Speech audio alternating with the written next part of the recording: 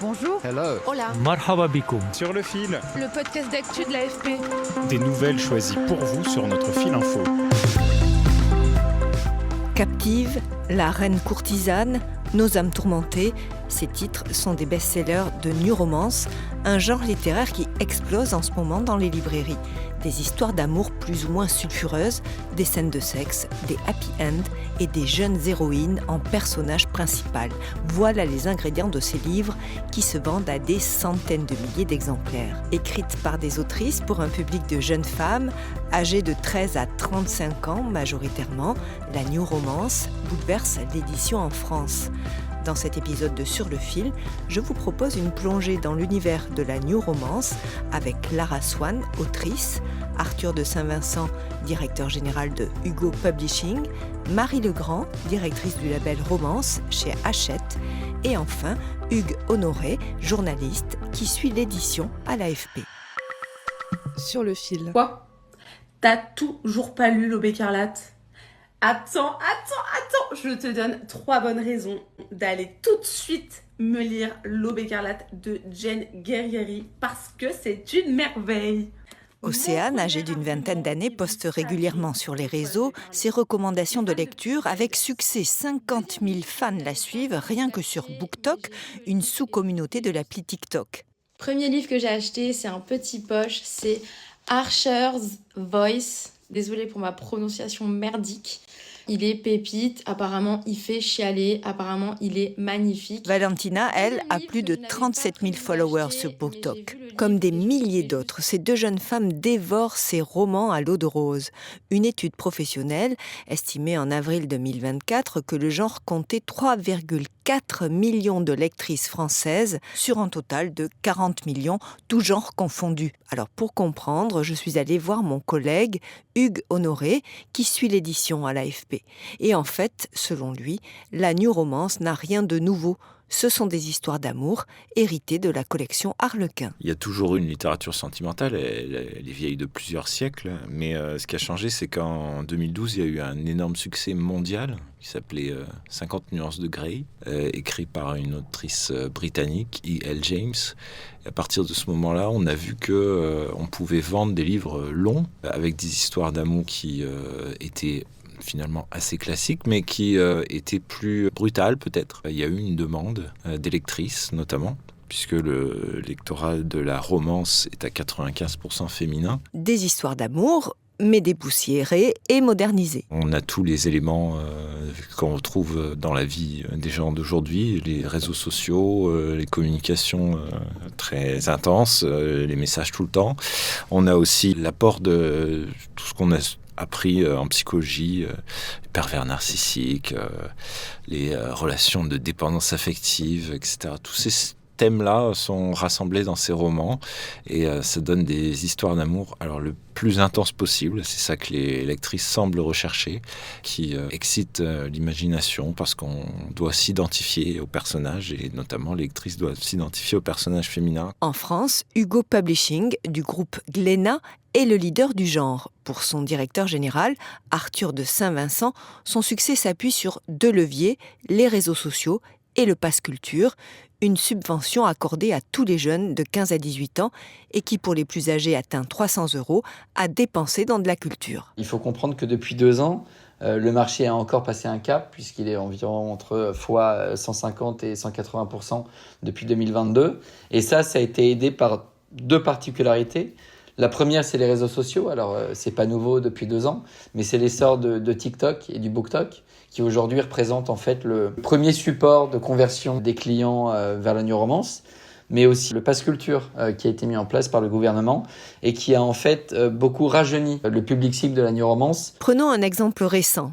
Troublemaker de la française Lara Swan, édité chez BMR. Le tome 2, tiré à 130 000 exemplaires, s'est classé 2e des ventes en France la semaine de sa sortie en août, devant Jacaranda de Gaël Faye ou L'impossible retour d'Amélie Nothomb, 2 poids lourds de la rentrée littéraire 2024. À titre de comparaison, un prix Goncourt est édité à 400 000 exemplaires environ.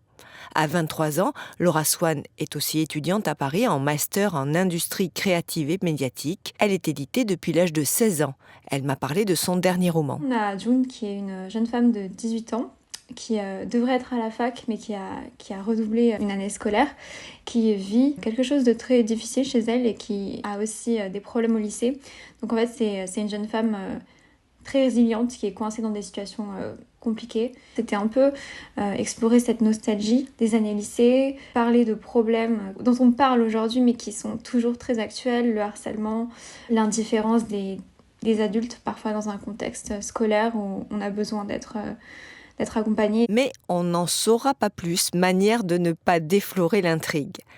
Comme la grande majorité des autrices de New Romance, Laura Swan a rendu publiques ses premières histoires, d'abord sur des plateformes numériques, sans passer au départ par le format papier, comme me l'a confirmé Marie Legrand, son éditrice, chez BMR. On a mis tout l'accent sur le numérique, puisque la romance était une littérature qui se lisait beaucoup en numérique, parce que les lectrices sont des grandes lectrices, donc qui peuvent lire jusqu'à une centaine de titres par an, voire plus, et que le numérique avait ce côté que, peu importe la couverture, vous lisiez un peu ce que vous voulez. Et le petit prix, ça c'est vraiment les 3 choses qui font que c'était un format complètement adapté à la romance. Et donc nous, on se fait paraître tous nos titres d'abord en numérique. Et selon leur vie, selon leur contenu, selon leur potentiel, on ajuste ensuite notre distribution et notre parution au papier. Le tome 1 de Troublemaker a connu d'abord un énorme succès avec, selon l'éditeur, 10 millions de lectures avant d'être édité sur papier. Chez Hugo Publishing, pour entretenir une offre de romans et renouveler son vivier d'autrices, on va jusqu'à faire émerger des autrices en organisant des concours sur des plateformes d'écriture. On leur donne des thématiques de concours. Par exemple, on peut faire un concours autour de la New Romance qu'on va appeler Premier baiser. Tout le monde peut gratuitement écrire 2 chapitres. Et là, on rentre dans l'espèce de The Voice de l'écriture. C'est-à-dire que chacun écrit 2 chapitres. Et pour avoir le droit d'écrire le 3e chapitre, il faut avoir un certain nombre de likes sur son chapitre. Et donc, il faut aller chercher les gens, les faire lire et les faire aimer vos histoires. Et au fur et à mesure, c'est les gens qui débloquent vos chapitres avec une demande de likes croissante en fonction de l'avancée du concours et des chapitres écrits. Et à la fin des fins, on prend les 4 premiers textes qui ont débloqué le plus de chapitres, on les lit, et derrière, on donne un gagnant pour l'éditer et le publier chez Hugo. Ces plateformes-là, elles sont très importantes. Il y a 2 enjeux pour le segment de la New Romance. C'est 1, de faire perdurer les autrices qui aujourd'hui font la valeur de ce marché, mais 2, de nourrir le marché de nouvelles autrices de talent. Malgré l'énorme production de ses livres, le marché de la New Romance a vu son volume doubler en 2023. Des livres qui suivent quelques schémas narratifs que me détaille Hugues Honoré. Le schéma enemies to lovers, c'est-à-dire on est ennemi au départ et on devient amant à la fin. Ce côté antagonique pour, à la fin, avoir une liaison torride, ça, c'est ce qui marche le mieux. Ensuite, il y a le slow burn, donc la cuisson à petit feu, c'est-à-dire ce sont 2 personnages qui, au départ, sont très loin de s'aimer, qui petit à petit voient leurs sentiments naître. Et donc, ça peut prendre des centaines de pages, mais à la fin, encore une fois, ça devient torride. Et la proximité forcée, ce sont 2 personnages qui n'ont pas envie de se fréquenter, qui se retrouvent, par exemple, dans la même classe s'ils sont au lycée, ou qui se retrouvent collègues, et qui vont tomber petit à petit amoureux, alors qu'au départ, ils n'avaient aucune attirance l'un pour l'autre. Amour interdit, alors ça c'est un grand classique de la littérature, évidemment, quand il y a des barrières morales ou familiales à un amour. Friends to lovers, donc on était amis et puis on devient amants. Et puis, autre chose, le fake dating. Fake dating, ça veut dire donc fausse relation. Ce sont 2 personnages qui font semblant d'être dans une relation parce qu'il y a un intérêt à le faire croire et qui, peu à peu, vont se retrouver dans une vraie relation parce qu'ils vont apprendre à se connaître et s'aimer. Ça se finit toujours par du sexe, mais la particularité de la New Romance, c'est que ça peut aussi commencer par du sexe. C'est-à-dire qu'on a des personnages qui vont avoir une relation sans tomber amoureux, qui vont se séparer ou s'éloigner, qui vont se retrouver autour du sentiment amoureux. Autrefois, dans le roman À l'eau de rose, on commençait par tomber amoureux et ensuite on avait la relation sexuelle.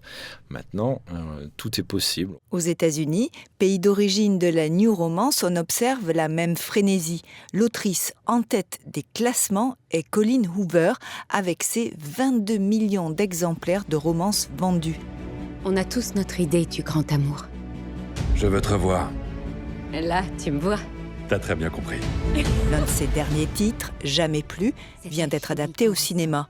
En France, à la mi-septembre, le film de Justin Baldoni était en 3e position du box-office, derrière Le Comte de Monte-Cristo et Emilia Pérez de Jacques Audiard. Merci de nous avoir écoutés. Si vous avez aimé cet épisode, alors n'hésitez pas à vous abonner et à nous mettre plein d'étoiles. Je suis Emmanuelle Bayon. À bientôt.